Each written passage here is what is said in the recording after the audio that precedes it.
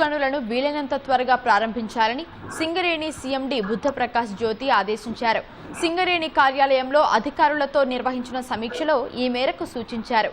2027-28 నాటికి సింగరేణిలో 4 గనులు మూతపడుతుండగా ఏడాదికి 12.51 మిలియన్ టన్నుల బొగ్గు ఉత్పత్తి నిలిచిపోతుందన్నారు. కొత్తగా ప్రారంభించే 5 ప్రాజెక్టులతో ఆ లోటును భర్తీ చేసుకునే అవకాశం ఉందని తెలిపారు. ప్రభుత్వం ఆదేశంతో 9 కొత్త ప్రాజెక్టుల ద్వారా మరో 20 ఏళ్లకు పైగా బొగ్గు ఉత్పత్తి తగ్గకుండా రాష్ట్ర ఇంధన అవసరాలు తీర్చే అవకాశం ఉందని సీఎండీ చెప్పారు. సింగరేణి ప్రాంతంలో ఇప్పటికే మూతపడిన భూగర్భ గనుల లోతుల్లో ఇంకా మిగిలిన బొగ్గును వెలికి తీయడానికి ప్రాజెక్టులను చేపట్టారు. డిప్యూటీ సీఎం భట్టి విక్రమార్క చొరవతో 3 గనులకు అనుమతులు రాగా ఒడిశాలోని నైనీ బ్లాక్లో ఉత్పత్తి ప్రారంభించినట్లు సీఎండీ బుద్ధప్రకాష్ జ్యోతి తెలిపారు.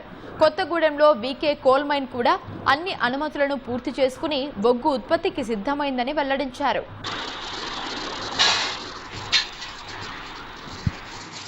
నేను ఆస్ట్రాలజీ నమ్మనంటే నమ్మను అని ఒక నాస్తికుడు నా దగ్గరకు వచ్చాడు.